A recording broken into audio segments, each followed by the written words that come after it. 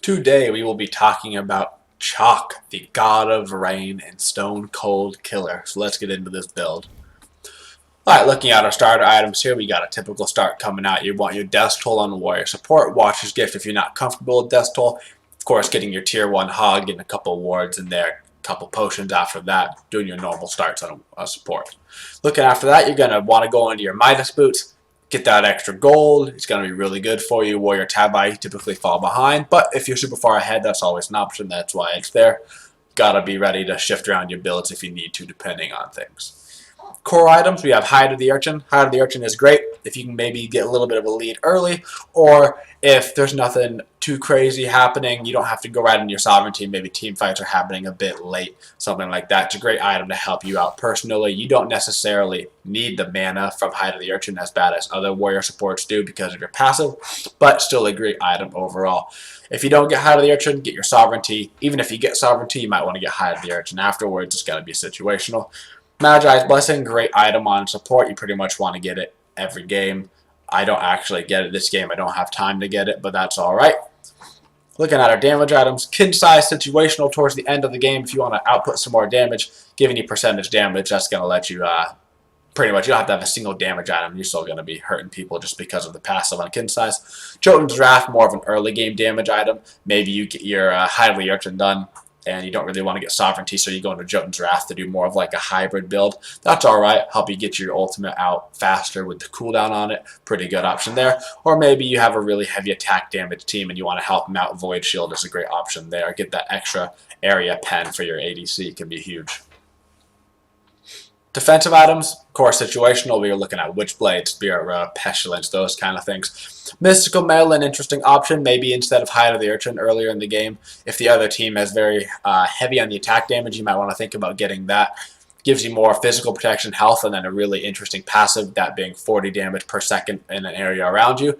The damage from that adds up very fast and can buff your damage numbers pretty well. Looking at our actives, of course, Wrath of the Gods. If you don't know, you have to get that by now. And support. Support is not the role for you.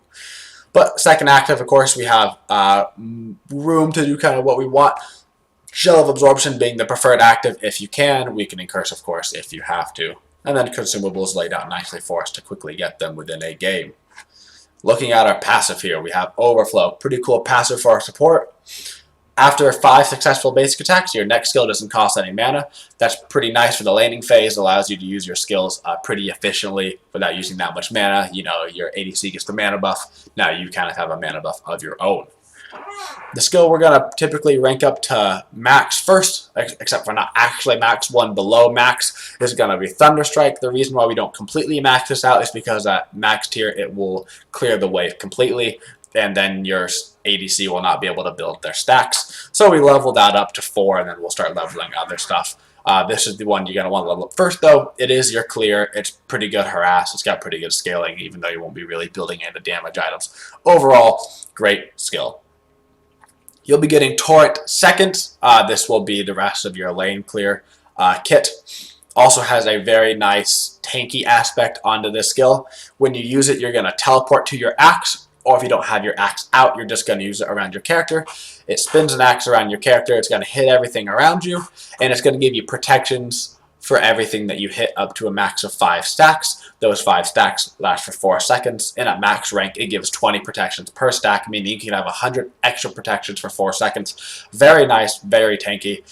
Very beneficial for a like a bruisery solo laner type thing, but also very nice for building Chaac in a support aspect. Rain Dance is what you're typically going to want to rank up second. No, it doesn't do any damage, but the utility you're going to get from it is very nice. The slow going up to 25%. You can throw out your axe and then pop your 3, and it'll be a very large, almost covers a full lane slow on that. Also, it'll give you a slow around your character. Not to mention it's going to heal you. Very nice heal, really good for staying around and sustaining in fights. The bread and butter of Chaac being his ultimate. You take 50% less damage while you're in the ultimate. After the ultimate ends, it's got about a second and a half build-up charge time. You slam your fist down. You're going to silence everybody around you for 3 seconds. You do a good bit of damage. If your axe is down and you hit somebody, you're going to knock up the enemies within that range. And this is what really makes him viable as a support type character. Very good at stealing objectives. Chaac, very good at that. Pretty good at securing objectives. You can use it before the objective gets down to the hog range. Silence anybody coming in around the area. Very good. Makes you CC immune in it so you can't be knocked up. Overall, fantastic skill. Let's go ahead and get ourselves into this game. No, let's not do that. Instead, I got a better idea. Let's talk about some matchups. As far as Chaac goes, good matchups for him for support is you want to be going against something like a Geb, Athena. That's like the preferred case. Those supports that don't have that much lane clear, you can really bully them out of the lane, maybe get into their jungle, try to steal some of their buffs, put their jungler behind, that kind of thing. Somebody you might not want to go against, if anything, Sylvanas, but even Sylvanas is not that bad. Chaac has a very good laning phase. His laning dominance is pretty much unparalleled to anybody except Odin. Odin can still outclear you, but you might be able to fight him afterwards. Typically, you can run Chaac against anybody, though. As far as having an ADC with you, you like aggressive ADCs because you have such good lane clear. You don't necessarily want to waste it with another lane clear god like Rama or Apollo. You want to go something aggressive if possible with Woojer and Anher, something that can put people into walls, stun them, etc. Get that damage off. Alright, now we're going to get ourselves into this game. Alright, we have a great game here that we will learn a lot from how to play a lot of characters to what not to do at the end of your game to throw. And that is alright. We're going to get into this and we're going to learn a lot from this. Starting at the back Harpy here on the order side. With Chaac Vulcan, we have pretty good lane clear. We're also going against a Loki ADC, whose lane clear is not so good. So this will hopefully give us some extra XP that will be needed, considering the Chaos side starts off with a higher XP anyway. Going around the safe way to lane as Andestor picks up a nice first blood over in the right lane here early. It takes some pressure off to make sure that we can't get first blooded any longer if we get early ganked. First wave coming under the tower, not a big deal. The gold you're going to lose here is minuscule. All that matters is that you get this experience early.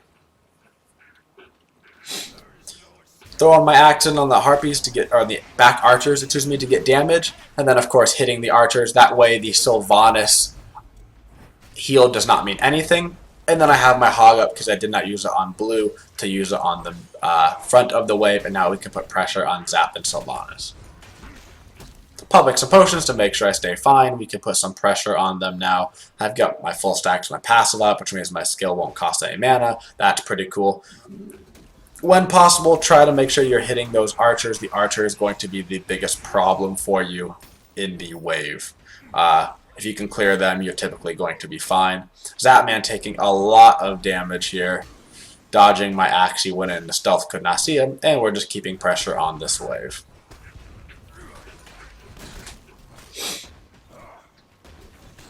Zap just chilling off to the side, nothing we can really do about it. He is level 3 right now. Unfortunately, there's an Arachne here.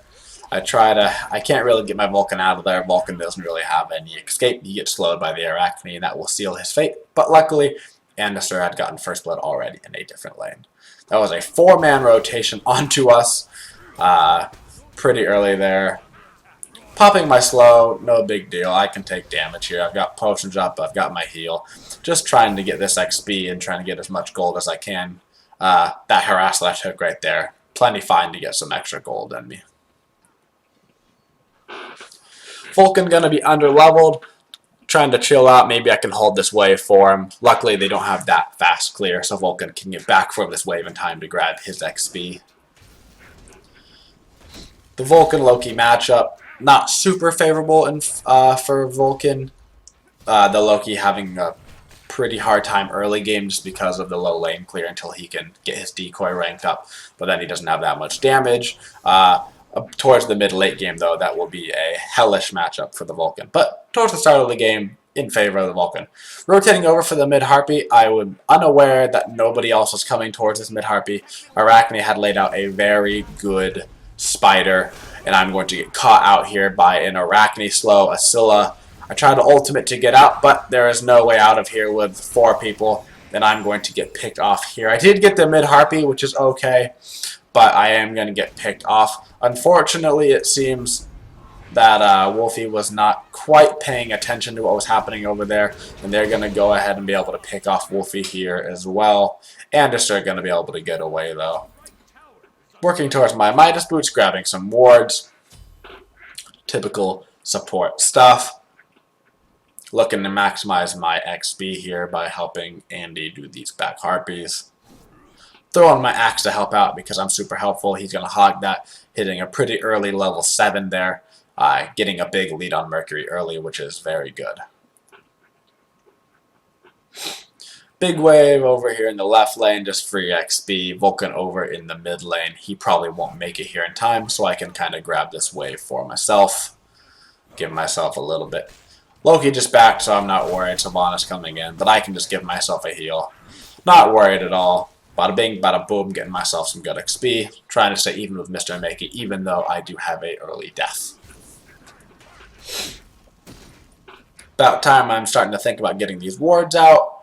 Gotta be careful that nothing too crazy happens. Sylvanas kind of looking at me, but not gonna go make a move for me.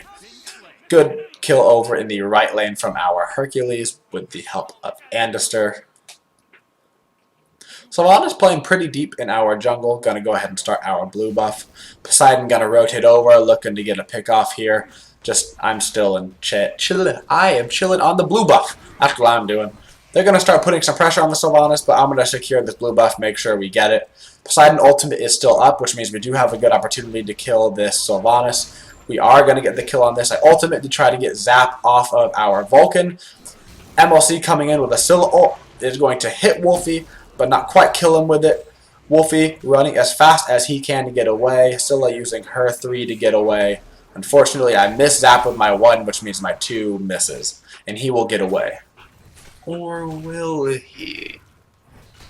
Foreshadowing at his finest. Keeping this wave pushed, we have Mixtalt and Zap below. Trying to hit him with an axe. Unfortunately, I can't quite do it. Zap has absolutely no mana, though. And Vulcan is going to have a brilliant idea. He's like, you know what? I got this. I'm Vulcan. Da-da-da-da-da. Bam! Right on Zap. And Vulcan is going to go ahead and enjoy that kill. And if you read the chat, you can see how much he enjoyed that kill. Pretty good ultimate right there, getting Vulcan a nice kill onto Zap. Gonna help him catch back up from that early death. Mid Harpies are coming back up, so we're gonna go ahead and try to do that. Grab another ward in my inventory, throw it out somewhere when we need a vision. See if I can grab this left side Harpy. They're gonna be doing it, so I'm gonna throw an axe to see if I can get it. But no, Arachne will have hogged them and have gotten them earlier. Giving a little ward from my middle. That ward is also very influential for my ADC to help them, give them a lot of vision for rotations over his way as well. Overall, one of the best wards you can have is that upper layer mid lane ward. Note to all you middles, that's a great place to put wards as well for yourself. You will very often get ganked from there. Also very helpful for your solo ADC lanes. Very, very good ward. Always looking at the screen to make sure that there's no new actives out. You got to keep up on who's got beads, what tier beads they are, who's got Aegis, if Hog is tier 3, those kind of things. Very important to note.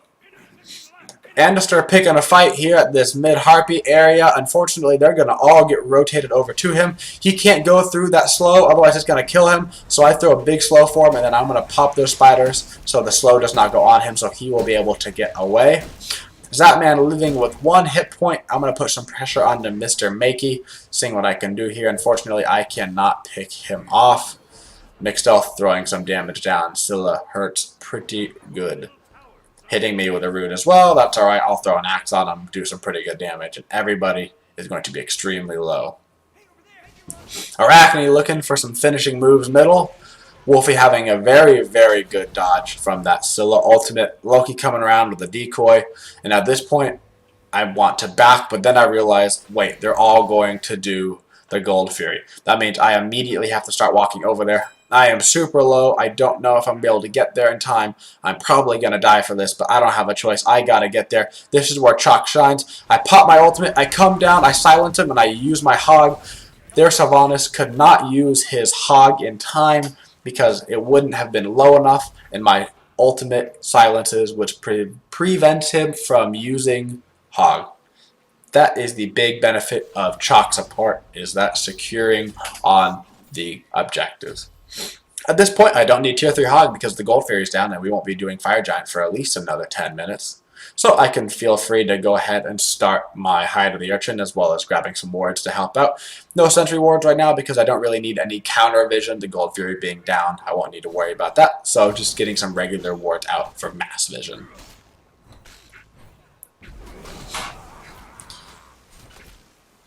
Getting my passive stacks up, waiting to use my heal until I had them up. The heal is the most mana intensive skill you're going to have on Chaac, and it is the preferred skill to use your passive with if possible.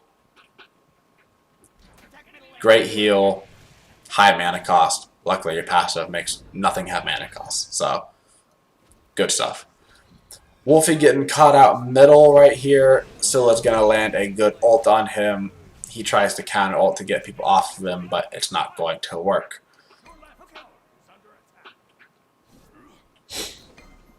Hercules looking towards that right side Harpy.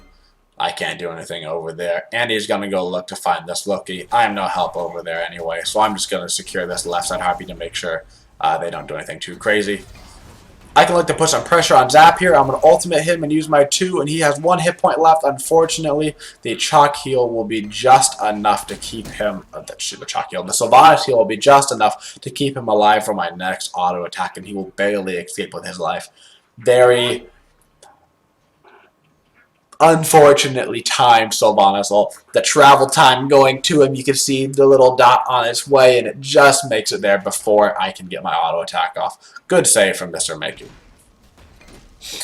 At this point, I'm about 2 levels ahead of their support, which is good. On Chaac support, you're looking to be ahead.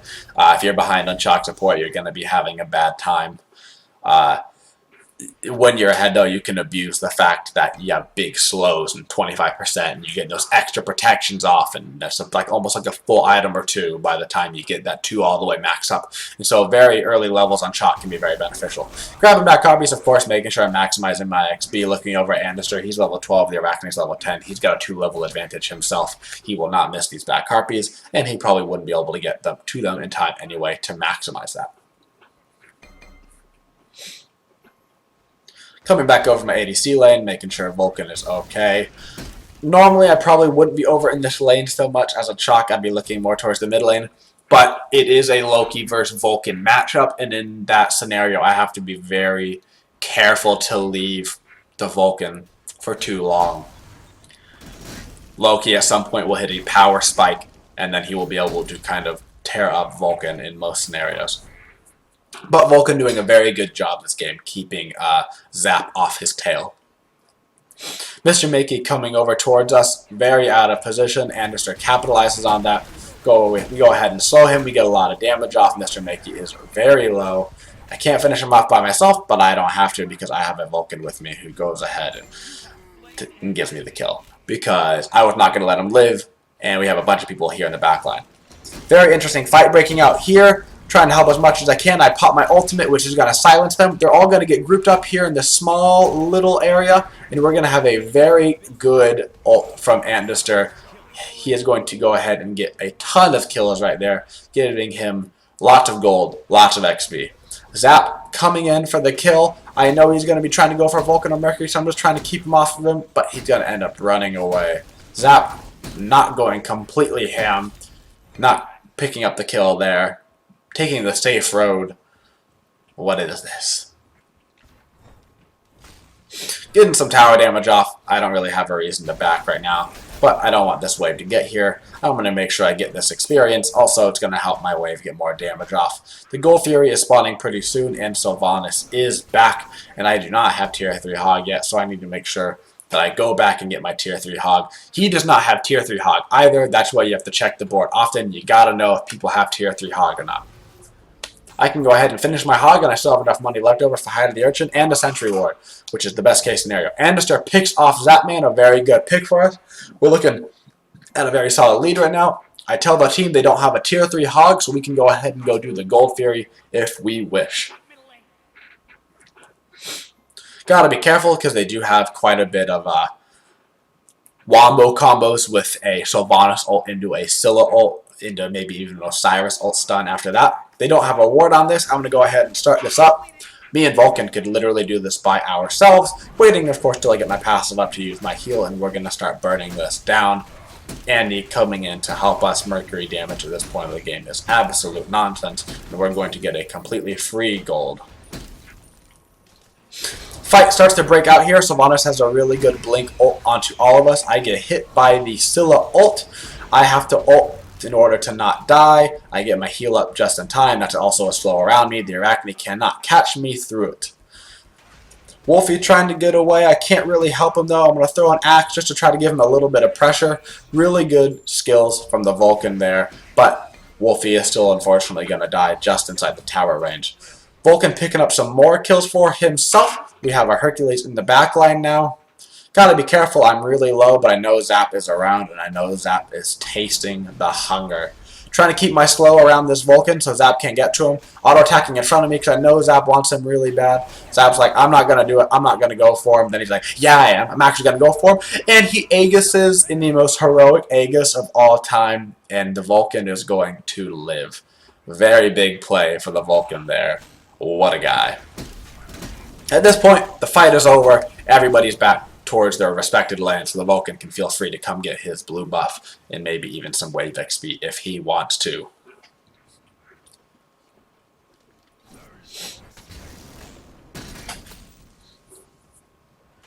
Gotta be careful when going against end game hyper carries on another team to not lose your lead. That will be very important this game. It'll also be very important to follow calls, as we will find out later this game as well. A lot of pressure being put on me right here. I'm not super afraid, but there's also a lot of ultimates coming out. The Arachne getting low, trying to kill him, but he's going to get his ultimate off just in time. Unfortunately, Wolfie is going to get picked off in that scenario, trying to help us out. The Scylla ult just missing me. I've got to be careful if he keeps coming for me. He's going to dash through and trying to get to me, so I'm going to throw my axe over the wall so I can get away. And to start getting a good pluck on a McStealth, they're trying to get a kill onto him, but he will get his skills back up soon enough, and so they will not be able to get him. Now that I finished my Hide of the Urchin, I can start working my way into Sovereignty, of course grabbing some more wards. Gold Fury's down again. I don't feel the need to get a Sentry ward, getting out some more regular wards for just mass vision on their team. Zatman getting a good kill onto Vulcan himself. That's going to help him get back into the game. Not good for us, but good for him.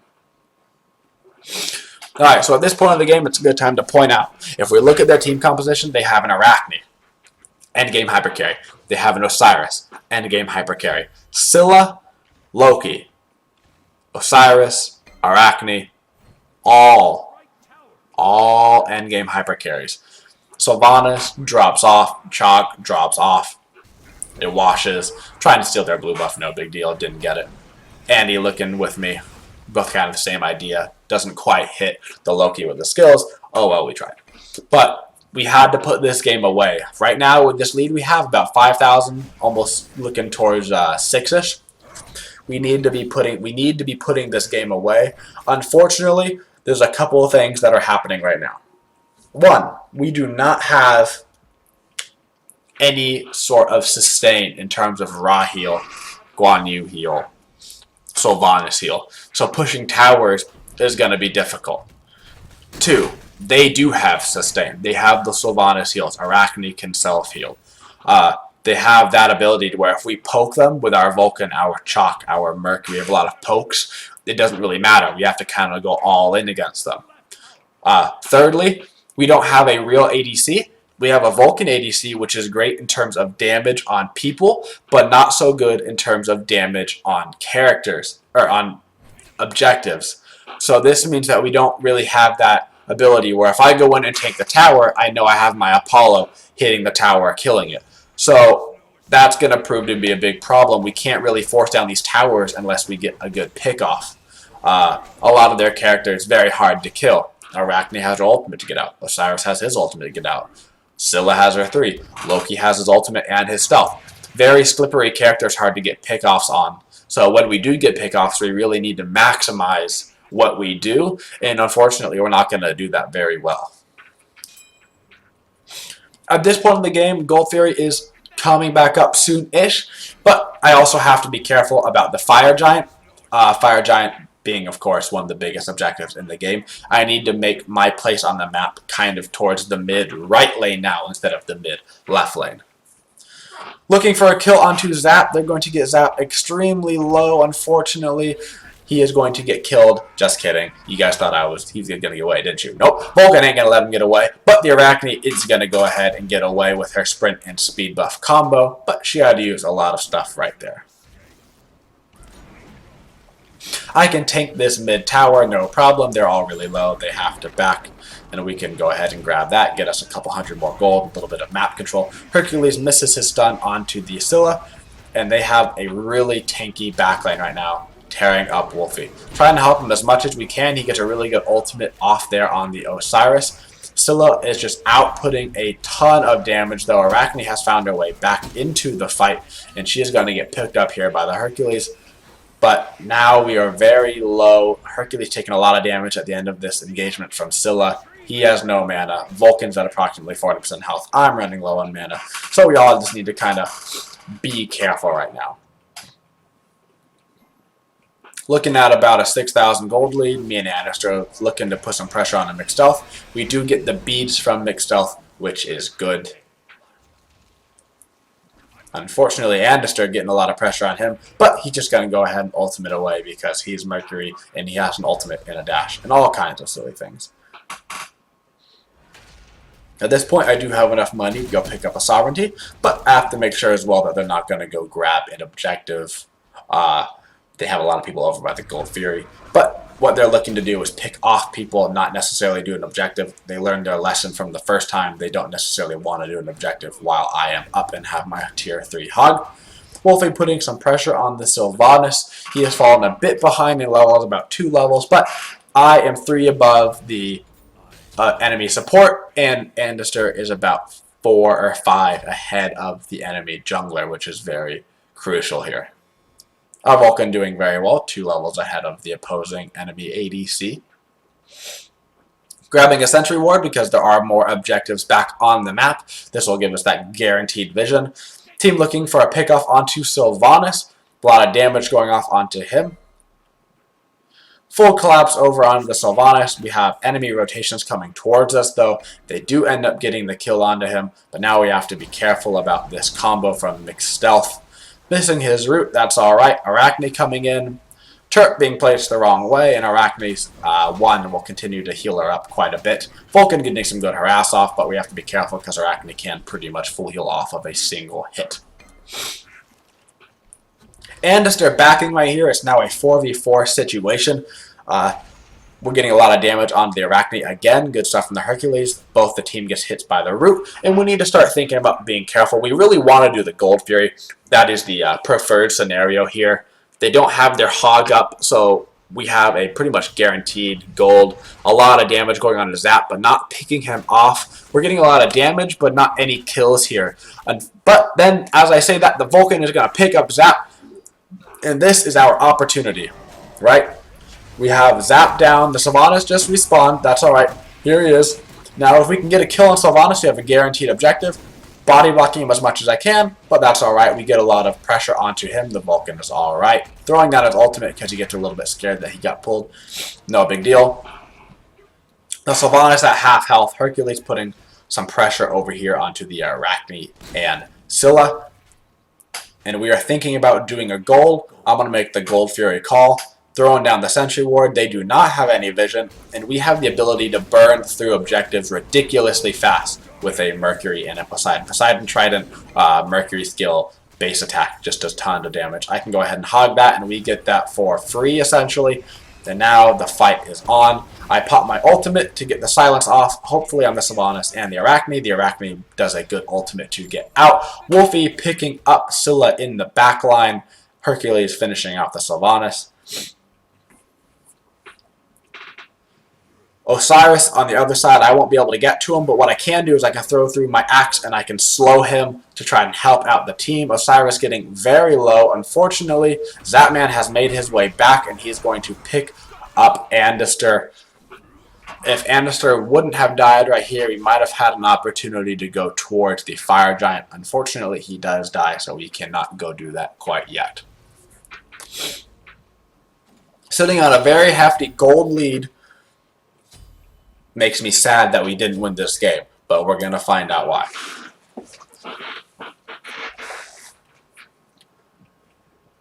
Learned a lot of good stuff, though, so far. That's what's important, right? Winning and losing is kind of irrelevant when you're learning so much stuff.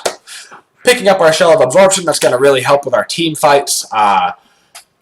If possible, popping it during really key moments, Loki ult, Scylla ult, stuff like that, when Arachne's going really hard on the target. That's preferable. Or just, general team fight is starting. Here, have a Shell in the middle of a team fight, reducing general damage. At this point, I'm pretty much sticking over in the right lane. There's no gold theory up, so there's no reason for me to be over towards the left-hand side of the map. There's no objective for me. Even if the Loki is going to be split pushing that lane, there's nothing I can do to stop him as a Loki. So I might as well beat by the Fire Giant to make sure that they won't attempt to do it. Sylvanas landing a good pull on Wolfie in the mid lane, but he's going to be alright getting away from that.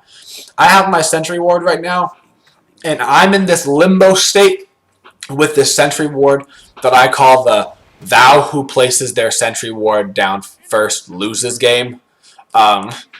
Basically, the situation is, if you put down your Sentry Ward, and the opposing support has a Sentry Ward, they can put down their Sentry in a spot better than yours, even if you're both in the same spot, to where they can get it first. Also, Sylvanas has ranged attacks, so he could beat me just because of that. And thirdly, because if I put down my Sentry Ward, I can't just stand by it all the time, and so he can just walk by randomly and clear it. So this is a weird time where I'd like to put down my Sentry in the Fire Giant, but I know they have a Sentry, so I can't really put down my Sentry, so it just kind of sits in my inventory. But so does theirs, so it's like this weird exchange of I have a Sentry, you have a Sentry, we have sentries, nobody has sentries. Back and forth nonsense. Sitting on about an 8,000 gold lead right now. Pretty good experience lead as well. What we really want to do is to force down a tower, get everybody into a lane. The problem is they have a Loki, and Loki's just going to keep split pushing all game. He's also very hard to target. Even if you go to gank him, he can just stealth out, ultimate out, get away, pop his beat, stealth again. Very difficult target to pick off. Very frustrating in ranked. Very hard to deal with without... even very hard to deal with in competitive scenes with great communication. Very frustrating character. So that kind of forces Vulcan to sit over in the ADC lane. Even though he's not losing, he's doing good. He just can't come help, right? So now we have Mercury Poseidon rotating over to try to do something onto the Loki. I can't rotate over. If I rotate over, they could just try to go do the Fire Giant really quick. So I'm going to stay towards this mid lane so I can keep in range of the Fire Giant, make sure nothing crazy happens. I don't want them going to do a Fire Giant when, we have a complete lead right now. Don't need to do anything crazy in order to win. We just got to kind of continue doing what we're doing.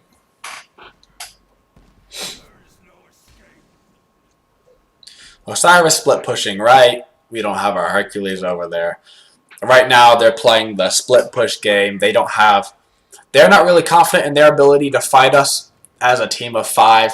What we should have done is just grouped up and said, F it, Loki's going to split push, who cares? Let's just force down their towers and try to go get a Phoenix. That would have been the right call right here. What ends up happening is we're just kind of lollygagging. What we're doing is we're playing the counter game, right? We're playing their game. We are doing what they want us to do. We're stopping the split push, but we're not doing anything. That's what Loki does best. He makes people come to him, and then he can go elsewhere. So what we should have done instead of going and just stopping his split push is we should have just rammed right down the middle or right lane or wherever, or even in his lane. We needed to ram down a lane, man up, force something down, force the fight with our XP advantage, and that would have helped us move into the later part of this game. Laid down my Sentry Ward because I could back and get another one. As I said, they put down their Sentry Ward, so I lost the Sentry Ward battle. He who puts down his ward first loses, and that person was me. Luckily, I just went back to get another one so I can counter that ward. Osiris looking to put some pressure on me, not too scared. I do not realize, unfortunately, that the Osiris or the Arachne has a sentry ward. I don't remember who, but they're going to go counter my ward immediately.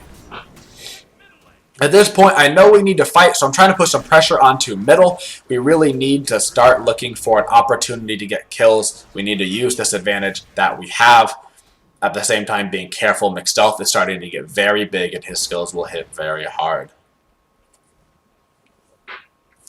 Instead of going into a Magi's right now, I'm going into a Witchblade. Normally, I would say almost always get 4th item Magi's, but they have an Arachne, Osiris, Loki combo that Witchblade is going to be very beneficial. Unfortunately, our Vulcan is going to get picked off. Zapman living with just like a single hit point. If he would have died here, that would have boded actually not a bad trade for us, but unfortunately, it did not happen. Zapman will live to see another day.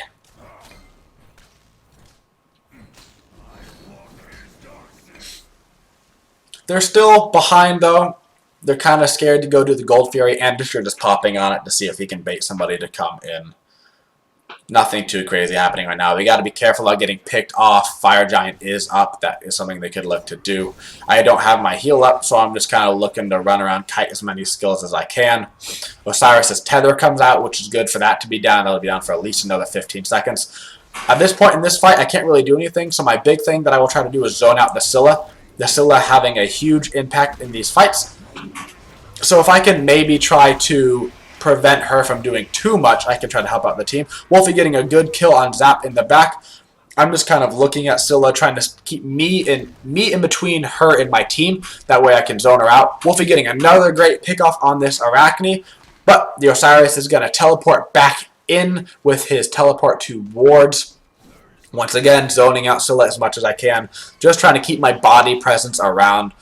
But she's going to dash in aggressively, use her ultimate. Great Aegis coming out from Wolfie, but it won't be enough. They will still both die, unfortunately.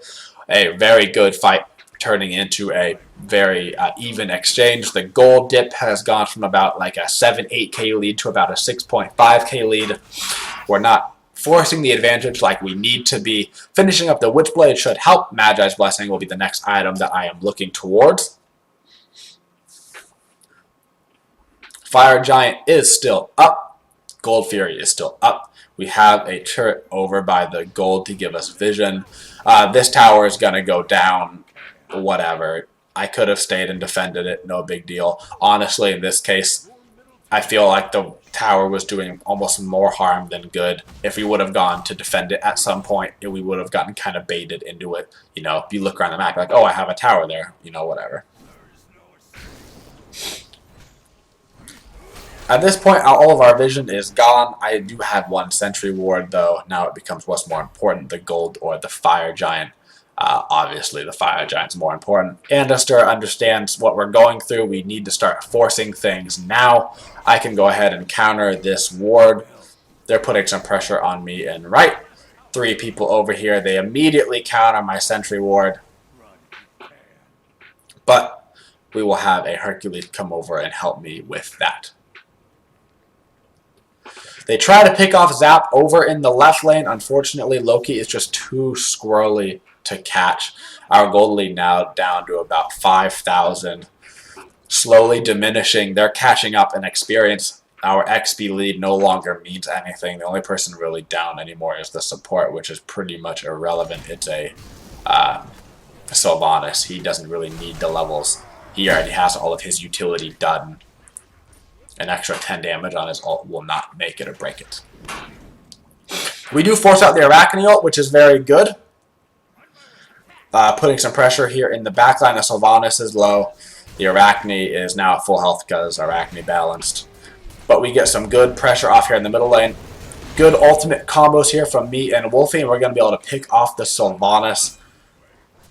Scylla is at about half health. Zap, full health, picking up his red buff. Here it comes down to, guys, we say to attack the Gold Fury, right? Everybody agrees. The Hercules goes in by himself, trying to be a hero, trying to get a kill onto the Scylla by himself. This means that we are now 4v4 in a previous situation that would have been an easy 4 or 5v4. As that man comes up, picks off Wolfie in the back because he is Loki. He also picked up Anderster, and I cannot do anything to help out this Vulcan. We did not have all of our members together in this team fight. We needed the Hercules. He had full health. We would have been able to wipe them. They wouldn't have been able to contest the Gold Fury. Unfortunately, this means that even though we got the Gold Fury, they have a free Fire Giant because they have their hog up and I do not. And that is the throw of this game. The rest of this game is us defending and failing to defend. Got to listen to your shot callers.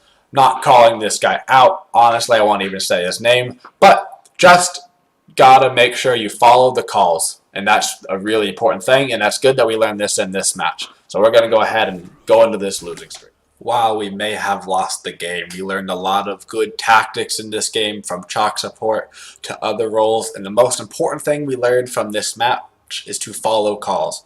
Even if the call is wrong, in which in this case the call was right anyway, but even if the call is wrong, you gotta follow the call because you guys have to be working as a team. That's the most important thing in the game, and that's kind of what threw us this game, was not following a call. But that's alright. Looking at the stats here, we have about 15,000 player damage, not too shabby there. We also have a good bit of damage taken. Tower damage, irrelevant. Our gold per minute we can see on this screen, which is good to see, having about 20 or so more gold per minute than the opposing support, also having 3 levels more at the end of the game. Pretty important to keep your XP up on support. Mr. Mickey was not maximizing his support. Now, even though he was behind, you have to keep that in mind. But try to maximize your support, your XP if you can. Make sure you're getting those back harpies, or at least splitting them. Make sure you're getting those waves, etc. One of the things to take away from this game. Looking at our final build here, we of course have our Hide of the Urchin Sovereignty Magi's combo. Really good combo on a warrior support. A lot of tankiness, gives you a lot of maneuver room to do kind of whatever you want, and getting Witchblade to finish up. They had a lot of attack-based characters, that being Loki, Arachne, Osiris. They were outputting a lot of damage. Of course, McStealth outputting a lot of damage as well, but I couldn't really build counter to him, and he wasn't focusing me anyway, so I didn't need the magical defense. For our actives, of course, we got Shell of Absorption, trying to take away some of that blunt force of Scylla, and then, of course, we have our Hog. Thanks for watching the video, guys. If you enjoyed it, you can subscribe to me on YouTube, and that supports me. You can also watch the rest of my videos and my future videos, and that supports me as well. If you want to watch me play live, you can follow me on Twitch. I typically stream in the mornings, Monday through Friday, and you can follow me on Twitter to know when I'm streaming. Have a twitching day, y'all.